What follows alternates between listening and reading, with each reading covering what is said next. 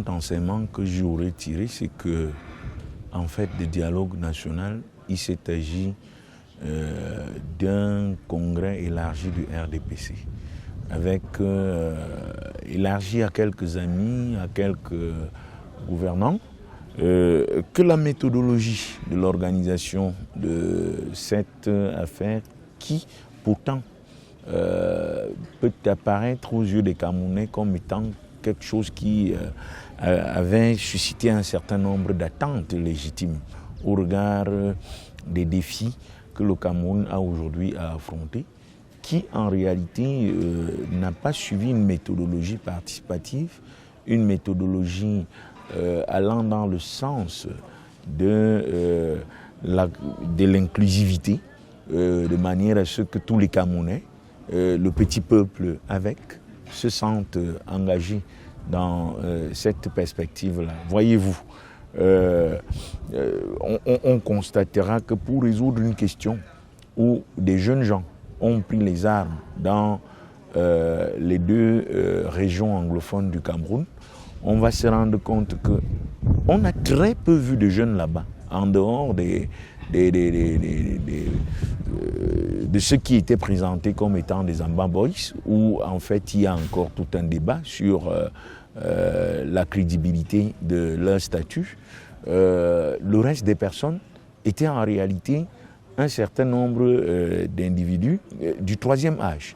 Quand ce n'était pas des gens du troisième âge, on a même eu une impression qu'on a pris les mêmes acteurs et on a juste changé de cadre de concertation. Les mêmes acteurs d'il y a 2 à 3 ans qui avaient déjà échoué dans le cadre d'une négociation, d'une première négociation pour y aller. Maintenant, il y a un certain nombre de résolutions que les uns et les autres revendiquent avoir mis sur la sellette là-dedans. Il y a cette idée d'un statut spécial des deux régions anglophones.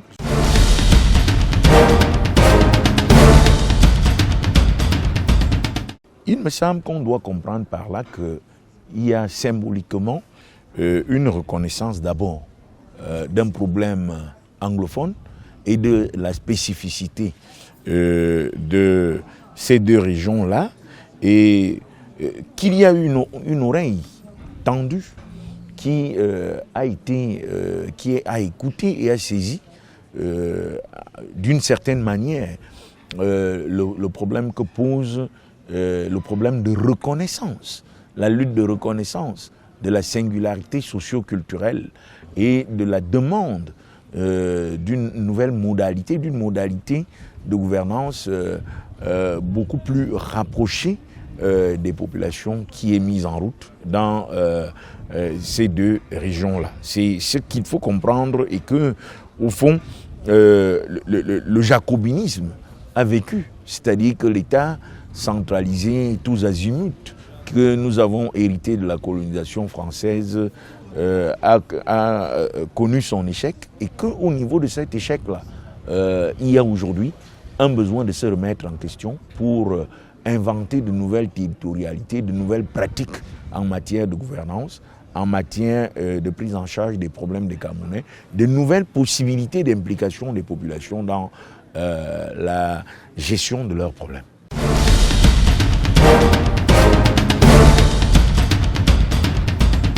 Dans aucun pays au monde, personne n'a négocié avec les sécessionnistes. Aucun pays au monde. C'est-à-dire, quand vous suivez l'histoire de l'humanité, aucun gouvernement ne s'est assis sur une table avec des leaders sécessionnistes. Donc, de mon point de vue, ceux qui ont pris les armes contre la patrie doivent en réalité les abandonner. Et quand ils n'arrivent pas à les abandonner, ils doivent, de mon point de vue, être traités avec la dernière énergie, celle qui est celle de la loi, celle qui peut être celle d'une armée qui se défend et qui défend l'intégrité de son territoire. Nulle part, quand vous faites le tour du monde de toutes les revendications de légitimité socio-culturelle, de reconnaissance, de lutte de reconnaissance, vous ne voyez nulle part où les gouvernants ont négocié avec les sécessionnistes. Peut-être le Cameroun aurait été un terrain assez nouveau, mais je vois mal comment des gens qui vous disent nous on est pour la séparation, qu'est-ce que vous allez négocier? Est-ce la question autour de la séparation?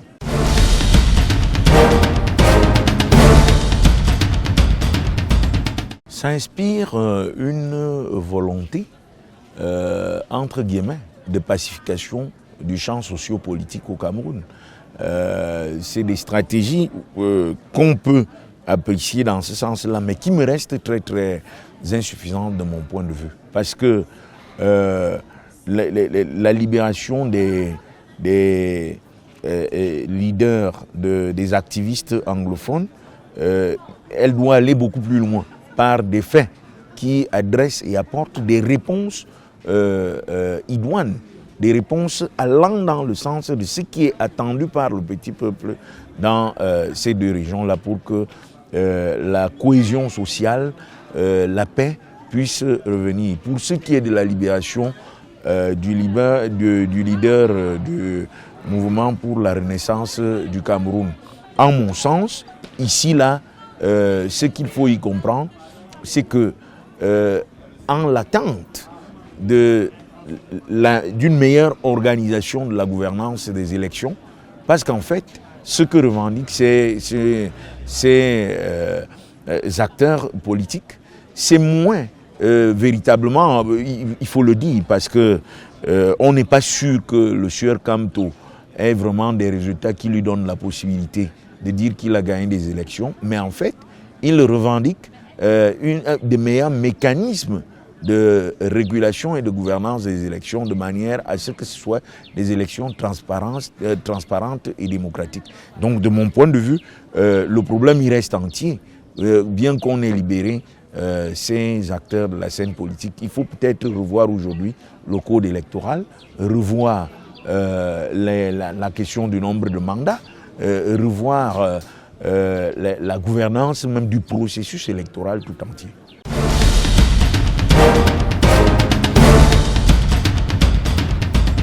Vous me posez là une question qui est difficile à répondre, parce que je ne fais pas partie des responsables du pouvoir. Je ne fais pas partie des conseillers de Monsieur le Président de la République. Nous espérons que ces exigences, ces demandes, qui sont en fait des exigences qui émanent des Camerounais, la question de la diaspora, où un peu partout dans le monde aujourd'hui, c'est un acteur du développement dans l'ensemble des pays à travers le monde, des pays notamment ceux au sud du Sahara. La question spécifiquement d'une meilleure prise en compte des Camerounais, elle est une question qui me semble d'une importance avérée. C'est d'une meilleure prise en compte également de l'anglais et du français dans les administrations.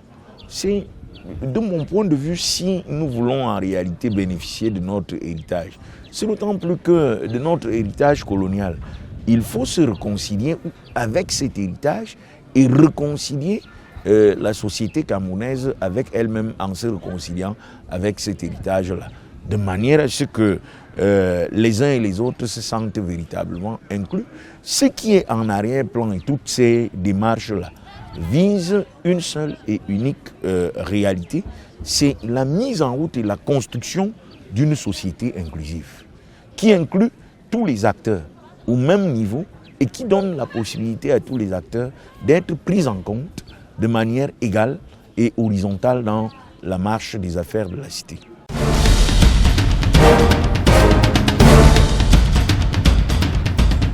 La diversité, pour le sociologue que je suis, c'est un concept qui apparaît très souvent dans les sociétés qui sont jugées plurales. Et plurales du point de vue des groupes socio-culturels qui composent ces sociétés-là. Et donc on est dans une situation de multiculturalisme. Et cette pluralité de cultures qui cohabitent dans le cadre d'une même société, très souvent pose un problème. Parce que il y a une accusation d'hégémonie d'un certain nombre. Vous voyez au niveau, par exemple, de la biculturalité du Cameroun, ça fait une diversité parce que nous avons une biculturalité officielle avec l'anglophonie et la francophonie.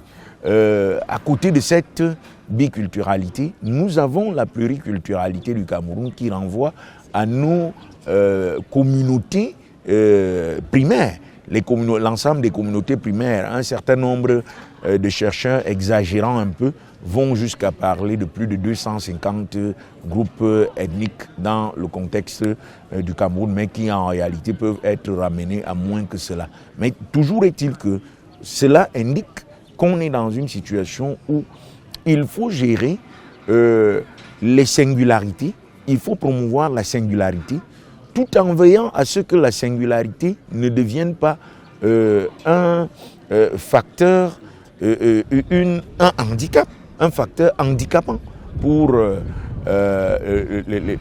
vivre ensemble, pour la possibilité pour les uns et les autres de construire une sorte de conscience d'appartenance à un supragroupe national.